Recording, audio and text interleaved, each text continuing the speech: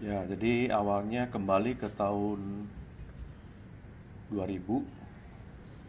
Pada saat itu eh, PT Bursa Berjangka Jakarta itu baru didirikan oleh tepatnya 29 perusahaan yang terdiri dari perusahaan pialang berjangka, kemudian perusahaan yang bergerak di bisnis kopi dan juga bergerak di bisnis kelapa sawit atau olein. Nah, pada saat itu eh, kami melihat bahwa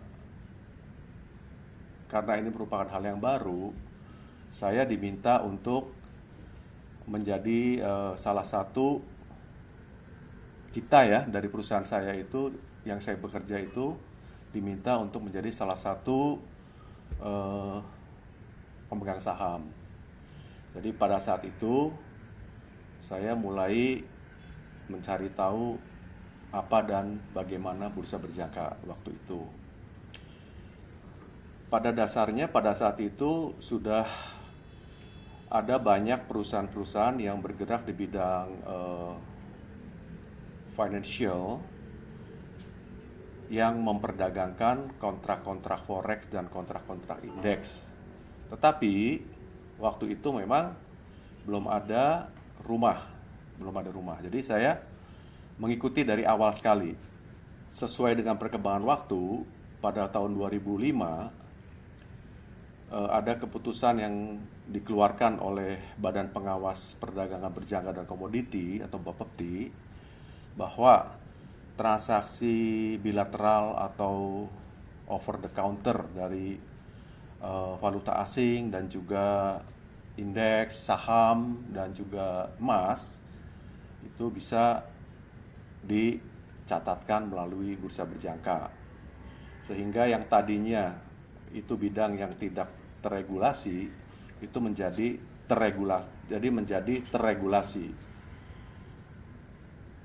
Dengan berlalunya waktu, memang transaksi-transaksi yang selama ini mendominasi bursa berjangka itu adalah kebanyakan transaksi-transaksi yang bilateral atau over the counter itu. Tetapi karena hal tersebut, maka bursa sudah mulai menemukan eh, sumber penghasilan yang boleh dikatakan bisa untuk melanjutkan operasinya. Sebetulnya kalau waktu itu tidak ada transaksi-transaksi yang sifatnya itu sudah liquid, yang memang sudah berjalan sekian lama di luar bursa, itu sangat sulit untuk mempertahankan bursa ini karena memang tidak ada sumber penghasilan yang tetap yang menjadi andalan. Nah, karena kita sudah menjadi pemegang saham, saya sering atau selalu menghadiri rapat-rapat pemegang saham, dan juga kalau ada apa-apa saya juga suka ikut untuk bertukar pikiran dengan teman-teman pemegang saham yang lain. Dan kita sudah bersama-sama juga mengembangkan bursa berjangka ini sampai pada suatu hari tahun 2012 akhir saya diminta untuk coba memegang kendali sebagai pimpinan di Bursa Berjangka Jakarta. Ya, pikiran waktu itu sederhana, karena kita memang sudah selama ini mengikuti, jadi saya tidak terlalu asing dengan operasi dan bursa berjangka, operasi dan apa yang terjadi di bursa berjangka ini. Saya juga karena bergerak di bidang yang sudah kira-kira ada di dalam, saya juga kira-kira sudah mengenal banyak pelaku-pelaku pasar yang juga menjadi anggota bursa berjangka kita. Akhirnya ya saya beranikan diri saya menerima tugas dan tanggung jawab tersebut.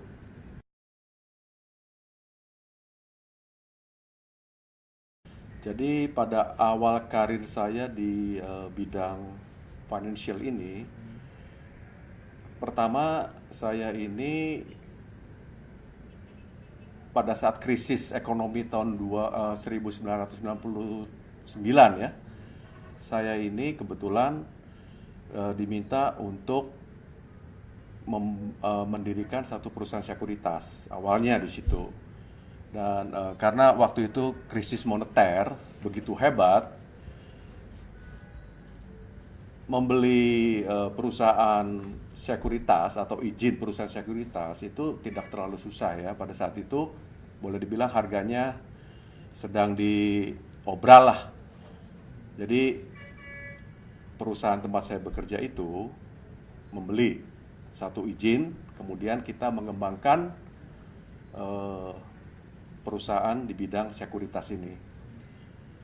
Jadi saya pertama kali menjadi direktur utama itu adalah di perusahaan sekuritas tersebut ya, selama 12 tahun lah sampai saya itu pindah ke Bursa Berjangka Jakarta. Kalau buat seorang pengusaha ya, bisnis itu adalah merupakan kombinasi antara timing, waktu, dan kemudian usaha keras untuk selalu mengikuti perkembangan pasar dan juga inovasi terhadap teknologi yang sedang berkembang. Sehingga kalau kita bisa memanfaatkan ketiga faktor itu, saya kira kemungkinan besar kita akan memetik hasil. Seperti contoh, pada saat krisis moneter tahun 1999 itu berlangsung, indeks saham Bursa Efek Jakarta itu kurang lebih 250 sampai 300, ya kira-kira 300 lah waktu itu. Turun dari 800 sekian, indeks itu turun sampai tinggal 200 sampai 300 lah waktu itu. Itu udah the bottom. Nah, pada saat kita mulai dengan indeks yang serendah itu sebetulnya merupakan startup yang baik karena kita mulai dari bottom gitu loh, dari yang paling rendah. Lain kalau dengan sekarang indeks lagi tinggi-tingginya kita baru mulai masuk ke sektor itu, saya kira itu sulit. Sehingga dengan timing seperti itu, kita mulai melakukan upaya-upaya gimana caranya mencari nasabah, kemudian gimana caranya memperluas usaha dengan membuka cabang-cabang.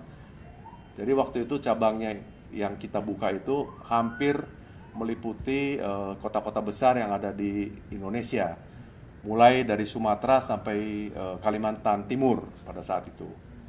Nah, itu semua tidak terlepas dari keinginan dan kerja keras dan juga bantuan dari semua pihak yang bekerja bersama-sama dengan kita gitu loh.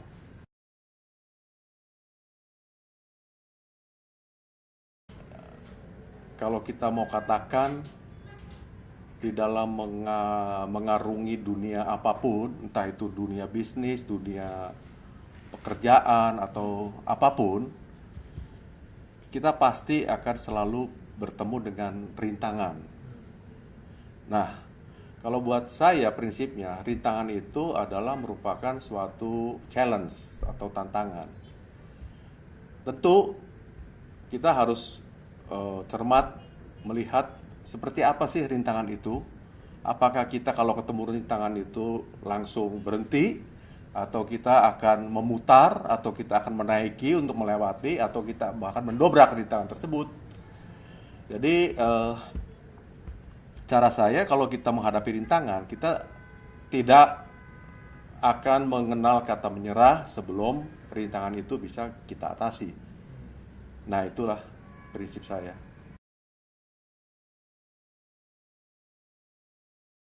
Pada dasarnya saya ini berprinsip bahwa di dalam sebuah pertempuran atau medan perang, kita memerlukan logistik yang baik.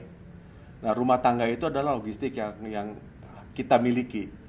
Jadi pada prinsipnya kalau kita bisa membuat keluarga itu mensupport segala kegiatan kita, kita bekerja di luar itu bisa menjadi lebih tenang. Kita tidak memikirkan di belakang, oh nanti ada apa ya di rumah saya, ada masalah ini, tidak. Saya kalau sudah bekerja, saya total out, saya tidak pernah memikirkan keadaan di rumah.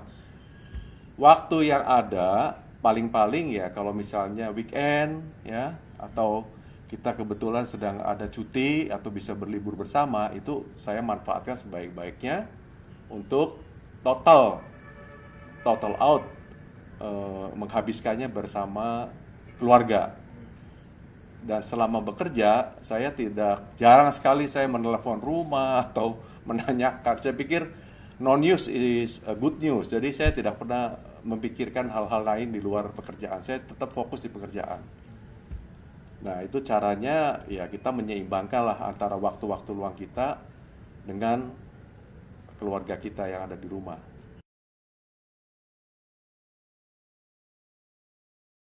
Saya berusaha untuk bisa bekerja dengan semua kalangan, baik itu yang berada di atas saya, baik itu rekan-rekan kerja saya, baik itu yang bekerja levelnya itu di bawah saya.